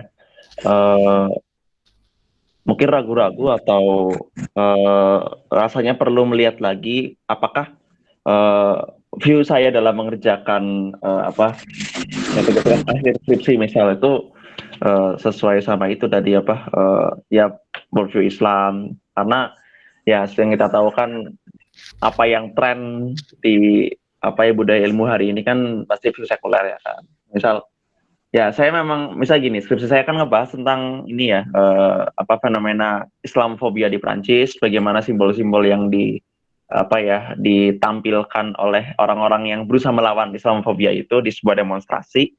Nah, tapi yang itu sedikit keresahan dari saya. Nah, yang jadi apa ya? Mungkin pertanyaan tadi ya pertanyaan yang ada kaitannya sama ini tuh mungkin perlu minta tadi kan dijelaskan kembali sebenarnya poin-poin utama apa ya orang menang itu gimana sih? Apa tadi agak kurang jelas yang terakhir, apa poin pendapat? Poin-poin utama bagaimana seorang muslim itu memandang apa ya sains itu seperti apa gitu. Oh, memandang sains. Ya. Memandang ilmu atau ilmu pengetahuan seperti apa? Ya. Langsung jawab atau ada pertanyaan? Silakan bisa langsung jawab aja. Oke. Ya, poin-poin penting bagi muslim untuk memandang ilmu ya tadi dari kerangka secara bahasa, secara historis, kemudian secara filosofis, nah, seperti itu nanti diturunkan sesuai dengan misalnya saya di pertanian, maka operasionalisasinya tentu dengan bersumberkan input-input dari pemahaman tentang tiga hal tadi tentang sains secara kebahasaan, juga secara sejarah dan apa. Ini juga bisa dilihat di tulisannya Dr. Samsudin Arif ya, di apa ada tuh apa tentang di buku yang terbaru dikeluarkan oleh Gensis pas tahun 2016 tentang Islamic Science gitu ya. Itu dijelaskan di situ. Menurut Dr. Sam juga ya Islam bisa dipahami dari sisi sejarah, dari falsafah ataupun dari sisi apa secara praktikal begitu. Nah, mungkin kerangkanya itu. Nah, adapun ya kita memandang ilmu ya ilmu di dalam Islam tentu tadi sesuatu yang bersumber dari Allah, bukan sesuatu yang rekaan manusia. Sains dan ilmu itu kan tadi secara kebahasaan dalam arti luas sama lah, bisa dikatakan sama begitu ya. Tetapi ternyata kalau dilihat dari perkembangan sejarah ataupun secara spesifikasinya lagi, ternyata ada pemaknaan yang berbeda secara mendasar antara ilmu dengan sains. Kalau ilmu itu sendiri di dalam Islam kan sebetulnya bukan sesuatu yang bisa didefinisikan secara had begitu ya, tapi secara rasem. Ilmu itu kan secara rasem, bukan didefinisikan, dibatasi ilmu itu begini-begini, tapi secara rasem. Tapi kalau di Barat sains itu ada pembatasan bahwa sains atau ilmu dalam pandangan Barat modern itu ya harus rasional atau empiris. Itu sih sebetulnya kita bisa secara sederhana saya mungkin itu kita membedakan dari memandang tadi ya tiga tadi dan karakter ilmu yang secara mendasar jauh begitu ya, pusatnya gitu, spektrumnya begitu. Tambahan juga kan saya khususnya yang belajar di studi humaniora lah kan kerasa banget ya pertentangan ideologinya di kelas tuh seperti apa. Saya pernah dicecer satu kelas karena sedikit kritik feminisme bahkan sama dosennya. Ya sama ini juga mungkin dari teman-teman ada nggak sedikit ya tips atau saran supaya terutama kita lah yang kuliah di soshum itu biar istilahnya ya nggak mudah terbawa sama tren keilmuan nggak takut nggak takut sama tren keilmuan yang ada di situ gitu. Ya, nah mungkin ini kalau bicara sains sosial, saya teringat di bukunya ada tuh dosen guru besar saya lupa namanya, ada judulnya itu Filsafat Dewasa Ini begitu ya. Itu ada dijelasin bahwa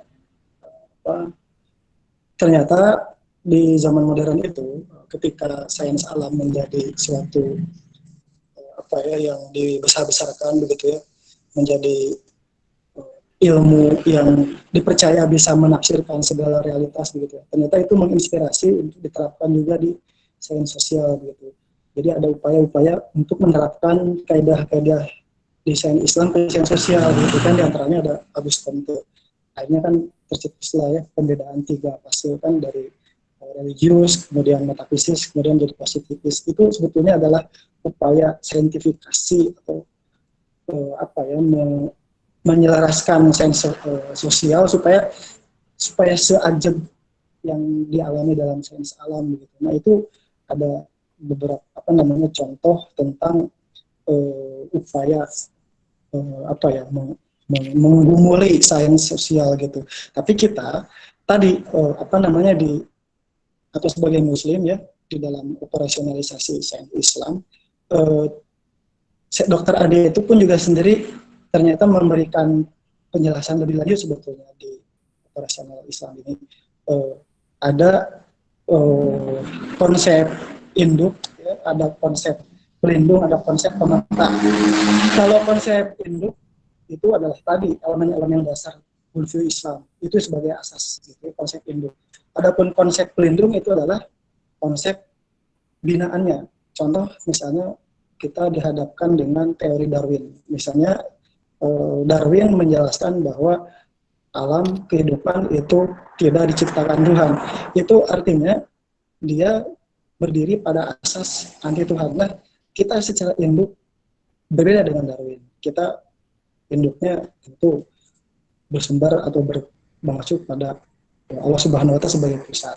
Dan nanti di penjelasan-penjelasan berikutnya ketika Darwinian menawarkan teori-teori yang mendukung atau yang melindungi ya asumsi mereka. Nah, kita perlu juga mengupayakan adanya semacam temuan-temuan teori-teori, bukan faktanya, bukan bukti-bukti.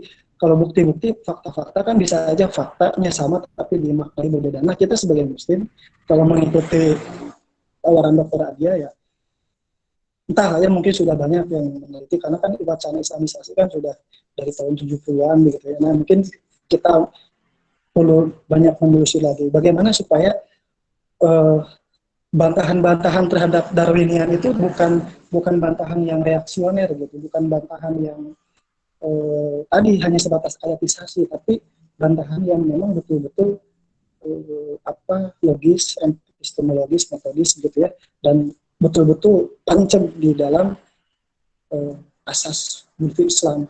Nah, ketika kita menawarkan teori-teori, bisa jadi itu kalau sudah sukses gitu ya proses Islamisasi ini,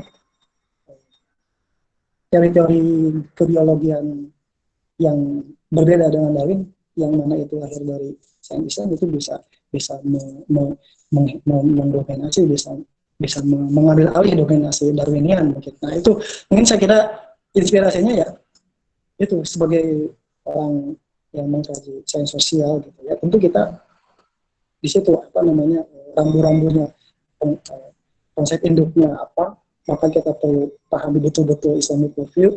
Pahami di sini ya gak apa-apalah kita mungkin tidak banyak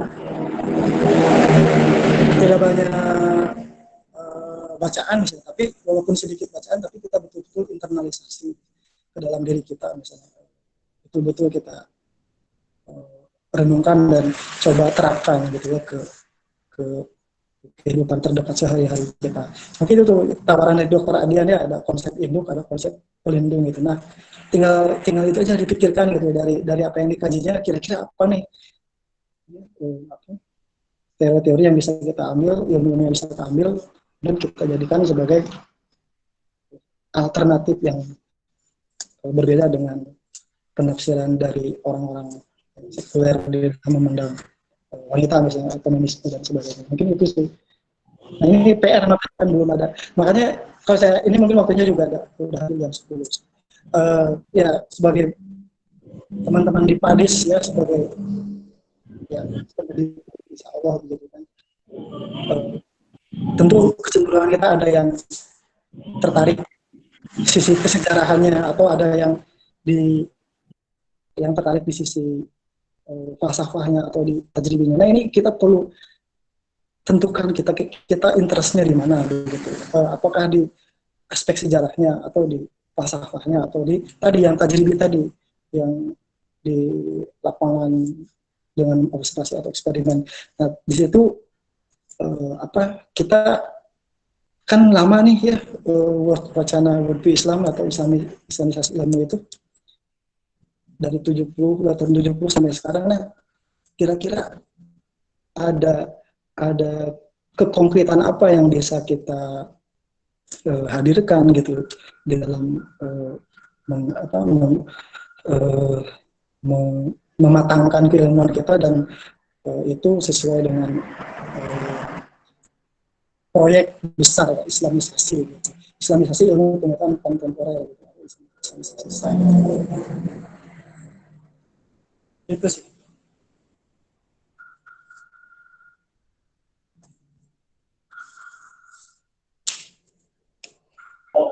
Baik Kang, makasih Kang. Mau nanya Kang, benar Kang? Ya. Oke. Mungkin sebenarnya saya kan juga menggeluti bidang ekonomi Islam, Kang ya. Tapi beberapa hari ini saya juga terkejut ya mengenai pernyataan Ustadz Hamid Sarkasi ya, yang beliau bilang bahwa ternyata Islam itu belum Islami gitu ya, karena itu muncul dari ilmu gitu, muncul dari amal. Jadi ketika emang saya lihat lagi sejarahnya, memang bank pertama Islam kan di Mesir tahun 1970 ya, Brit Bank itu muncul emang amal dulu sebelum ilmu gitu. Jadi sebelum ada epistemologi ilmu ekonomi Islam, muncul dulu tuh bank-bank Islam di Mesir dan di Timur Tengah gitu ya. Nah, maka dari itu Ustadz Sarkasi pun kemudian mengkritik bahwa ekonomi Islam sekarang tuh belum Islami karena emang dibangun dengan pondasi yang bukan Islami gitu. Dan saya cek lagi kemudian ya di beberapa cabang ekonomi Islam itu, memang ternyata banyak ilmu-ilmu konven yang cuma di plug in doang di ekonomi Islam.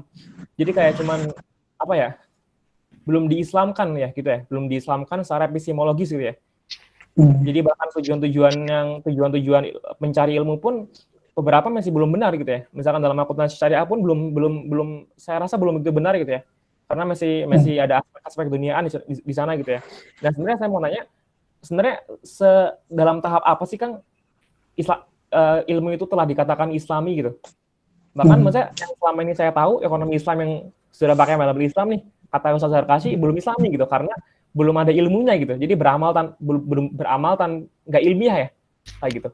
Makasih Kang. Iya, pertama mungkin diklarifikasi dulu ya. Memang betul ada masalah. Ini mohon maaf karena banyak suara-suara motor karena di pinggir jalan.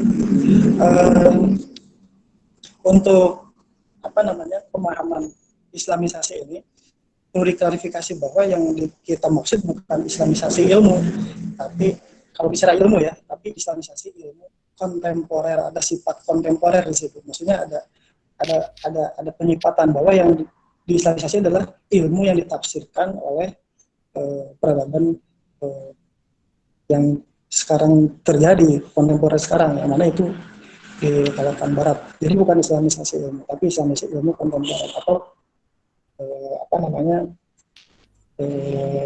di pemahaman atau penafsiran sains gitu.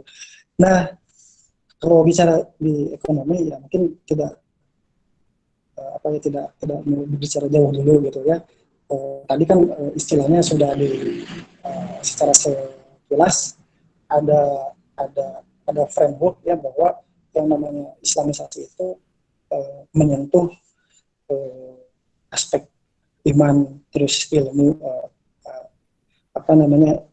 amal begitu ya, atau di dalam trilogi lain Islam, iman, dan ihsan begitu ya. Itu kalau di dalam tradisi kita Islam. Tapi tadi kan juga sudah disebutkan ya, ada menyentuh aspek ontologis, epistemologis, aksiologis. Nah, tentu sebagai agama yang menyeluruh, maka ya munculnya sains Islam itu ya ketika unsur-unsur yang itu tuh yang tadi disebutkan itu ya, itu sudah diislamkan lah, katakan seperti itu. Tapi kan pada kenyataannya hari ini kita memang dihadapkan situasi belum melihat seutuhnya bagaimana perwujudan daripada sains Islam itu sendiri. Mungkin kalau kita bisa sederhanakan ya, ambil contoh dari sisi sejarah, misalnya dari zamannya Umar bin Abdul Aziz atau Harun Ar-Rasyid misalnya, itu kan dikatakan betul lah ada dalam milieu atau konteks Islam ya, terus juga ada di dalam pengawalan para ilmuwan Islam ketika itu, terus juga pada tataran di dunia nyatanya ternyata dikatakan tidak ada yang menjadi penerima zakat gitu karena sudah makmur, sudah sejahtera. Nah, mungkin gambaran-gambaran secara sederhana bisa kita lihat wujud dari sains Islam dan ekonomi, mungkin kita bisa berkaca kepada tadi bagaimana Umar bin Abdul Aziz membangun pemerintahan yang sadis. Tapi itu kan masuk ke ranah pengkajian sains dalam sisi sejarah. Tapi saat ini tentu memang menjadi PR kita adalah bagaimana kita sebagai muslim sudah tidak perlu lagi apa ya, kalau dulu kan ada yang ramai itu tahfiz ya, hafiz Quran, atau orang-orang itu pada wah, meriah gitu, gebiar gitu ya, kayak yang latah gitu, semua pada ikut arus jadi pengen tahfiz, jadi pengen hafiz gitu, hafiz. Nah sekarang kita melihat ada ramai nih di wacana Islamisasi, di wacana Islamic worldview. Kita jangan ikutan latah gitu, jangan ikutan reaksioner, tapi kita semampu kita, sesuai keadaan kita, di mana kita berada, di posisi apa kita sekarang gitu ya, di bidang apa yang kita geluti. Nah kita sedikit-sedikit gitu terapin. Jadi nggak hanya melulu di diskusi saja, karena ini sudah panjang sejarah Islamisasi ini, udah dari taruhlah kontemporer kalau mengikuti Prof. Alatas dari tahun 70 gitu. Ini udah berapa tahun sampai ke tahun 2020 gitu. Kita sebagai generasi Islam sudah mestinya ya, saya ini di pertanian, melirik begitu ya.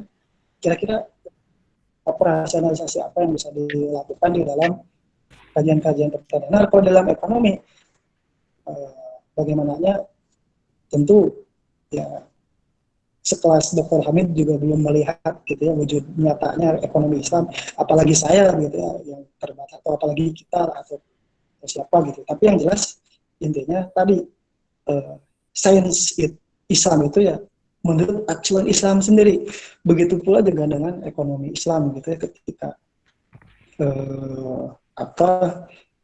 orang seperti kalau nggak kapitalis komunis gitu, kalau nggak komunis kapitalis.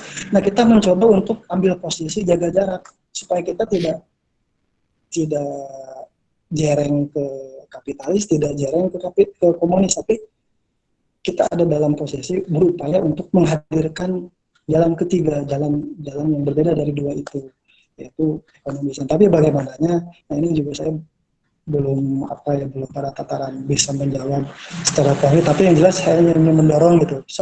Silakan, ini ada 3 tuh tadi, ada kajian sisi sejarah, falsafah, ada juga di penelitian empiris. Nah kalau di ekonomi silakan ambil inspirasinya dari sisi sejarah, terus coba dikit-dikit ketika baca, jangan dulu banyak-banyak baca lah gitu, tapi sedikit dulu baca, pikirkan, renungkan kira-kira teori-teori di ekonomi ini, terus dihubungkan dengan kondisi sekarang dan ambil ajaran dasarnya dari Al-Quran atau hadis. Nah, kemudian kita mulai coba turunkan menjadi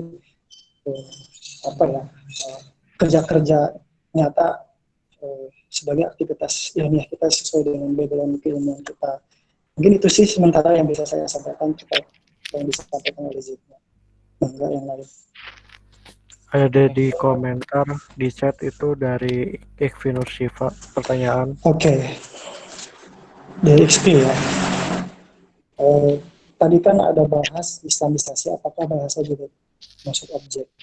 Ya, kalau di KBBI ada beberapa kosakata bahasa Arab yang diserap ke dalam bahasa Indonesia yang bisa berubah maknanya.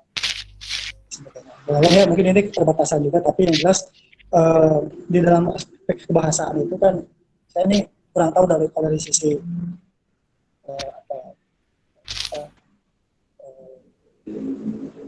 keislamannya gitu. Tapi kalau dilihat dari umum gitu, karena saya juga sebetulnya basicnya dari sains umum, ada kan kalau kayak kata efek nidar ya, bahasa itu kan ada 3 aspek ya, aspek sintaktis begitu ya, ada aspek semantis, ada aspek pragmatis. Itu ada pembagian, artinya ada struktur, itu artinya ada objek, itu objek, tapi objeknya bahasa itu objek bukan objek empiris bahasa itu, tapi objek objek pemikiran begitu. Nah, terus juga kan ada ya kayak pembedaan, misalnya ada tanda, penanda, dan petanda. Ada tanda begitu ya, ada lafaz gitu, ada simbol gitu. Itu objek gitu, bisa jadi objek. Intinya objek itu adalah segala sesuatu yang berada di luar pikiran kita, segala sesuatu yang berada di luar diri kita, itu adalah objek, fakta. Tapi objek atau fakta itu bukan ilmu, tapi itu adalah bahan ilmu. Nah, kalau orang Barat sekuler membatasi objeknya itu hanya sebatas alam fisik saja. Ketika dihadirkan kata malaikat misalnya, ya, orang yang sekuler kafah dia tidak akan menerima kata malaikat sebagai kata yang ilmiah begitu, karena mereka tidak mempercayai malaikat sebagai realitas. Kalau kita sebagai Islam, berfil Islam, pusatnya dari Allah, dari Tuhan, maka kita percaya yang namanya empiris. Makanya kita ketika mendengar kata jin, maka kita akan, oh itu adalah realitas gitu, realitas non empiris. Hantu, oh itu adalah realitas. Nah itu bahasa itu kan bisa diartikan secara sederhana kan sebagai simbol dari apa yang pada realitas gitu kan. Jadi saya kira kurang lebih itu secara sederhana, secara ringkas dari saya terkait dengan bahasa ini gambarannya. Tapi yang jelas memang Islamisasi itu pada tataran awal seperti yang dikatakan oleh Kang Hendy ya waktu itu, atas itu memang sebagai langkah awalnya Islamisasi itu ya dari bahasa gitu, dari aspek bahasa gitu ya, mengislamkan terminologi apa yang memang itu mengandung worldview orang lain gitu, ideologi lain. Kalau disenaraikan lah misalnya ada beberapa waktu lagi ya mungkin bisa dicari sendiri lah ya contoh-contoh kata-kata yang itu mengandung muatan-muatan ideologis atau muatan-muatan worldview gitu. Nah itu yang menjadi objek Islamisasi kita. Misalnya contoh dulu bahwa di zaman jahiliyah itu Allah itu dipahami oleh orang kafir Quraisy itu ya sebetulnya juga sebagai pencipta juga gitu kan, tapi mereka menjadikan berhala-berhala sebagai sarana, sebagai wasilah. Artinya Allah tidak dipahami secara benar, tapi hadirlah Islam, Rasulullah SAW gitu ya dengan wahyu, akhirnya mengislamkan kata Allah, mengislamisasikan kata Allah. Sebetulnya Allah itu kan sama ismul azam gitu kan, cuman karena dipahami secara keliru ketika itu akhirnya Islamisasi hadir untuk lebih menjaga bahwa Allah itu adalah nama atau ismu al-azam, nama Allah yang mana itu adalah Tuhan yang semestinya kita sembah. Itu contoh gitu ya, Islamisasi kata yang sangat penting gitu, kata-kata yang memang penting di dalam kehidupan. Kata-kata lain misalnya apa? Ya itulah, mungkin itu sementara. Baik, apabila tidak ada pertanyaan lagi karena berhubung terbatas waktu, sudah jam 10, sudah pukul 22. Ada lanjutan? Atau ada? Ya paling itu sih sekalian penutup aja ya. Ya penutup. Dan teman-teman menyambung apa yang sudah diagendakan ya. Maka tinggal dijalankan gitu ya. Tapi poin saya itu sih bagaimana menginternalisasi sedikit dulu saja tentang worldview Islam ini, tentang Islamisasi. Jangan, ya bolehlah kita ya kan katanya rakus itu boleh dalam hal ini ya katanya gitu kan. Tapi yang jelas selain kita banyak-banyak baca, tapi juga sedikit demi sedikit gitu coba diinternalisasi ke diri kita gitu, ke dalam jadi benar-benar mengkristal ke diri kita gitu. Jadi jangan hanya sebatas di kerongkongan gitu wacana Islamisasi ini, tapi walaupun saya misalnya dari umum, dari sains gitu ya, bukan yang belajar Islam secara terstruktur, tapi ada istilahnya kita sama-sama itikadkan walaupun satu ilmu tentang alif gitu ya, nah itu kita internalisasikan karena itulah yang menjadi pahala bagi kita daripada banyak ilmu tapi ilmu yang banyak itu tidak masuk ke hati kita gitu, tidak masuk ke dalam keimanan kita gitu. Itu sih saya kira silakan beraktivitas, berkreativitas sesuai dengan interestnya, tapi jangan lupa kita juga perhatikan jiwa kita gitu, perhatikan ruhani kita gitu. Kan ku anfusakum wa ahlikum naro gitu ya. Allah kan bilang jagalah anfusakum gitu kan. Yang pertama disebutkan jiwa kita dulu, baru kemudian wa ahlikum, baru kemudian keluarga kita dan lingkungan kita. Akhirnya yang diutamakan itu nafs kita dulu gitu. jiwa kita dulu. Jangan sampai kita berusaha meyakinkan orang, tapi ternyata kita sendiri pun belum ada keyakinan pada diri kita. Nah gitu sih. Saya kira itu aja. Terima kasih atas perhatiannya. Semangat ya, mudah-mudahan rencana kita workshop bisa berjalan. Ditunggulah karya-karya dari teman-teman semua. Dan sebetulnya juga saya kira saya yang banyak belajar kepada teman-teman semua gitu, bukan saya yang menggurui sebetulnya, karena jauh ya. Kalau gitu, itu sih saya kira. Terima kasih banyak. Bangga dan moderator. Baik, apabila dari Kang Gilang mungkin ada yang ingin disampaikan sebelum saya tutup.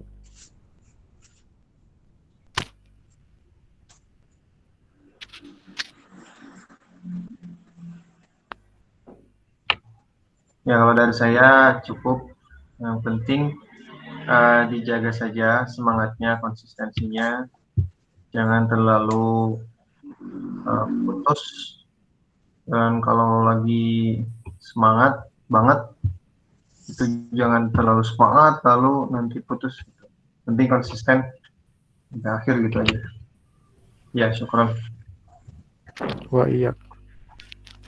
Baik, acara kuliah pemikiran dan peradaban Islam dengan tema Worldview Islam sebagai basis sains telah kita simak bersama. Semoga pelajaran yang sudah disimak dan dicatat bisa bermanfaat untuk diri kita. Baik, kuliah ini mari kita tutup dengan bacaan hamdalah dan doa kafaratul majelis. Alhamdulillahirabbil alamin. Subhanakallahumma wabihamdika asyhadu an la ilaha illa anta astaghfiruka wa atubu ilaik. Dari saya pamit undur diri. Mohon maaf apabila ada salah kata, terutama dalam penyampaian slide materi yang mungkin kurang tepat. Wabillahi taufiq wal hidayah. Wassalamualaikum warahmatullahi wabarakatuh. Nuhun Kang. Jazakallah. Wa iyyak.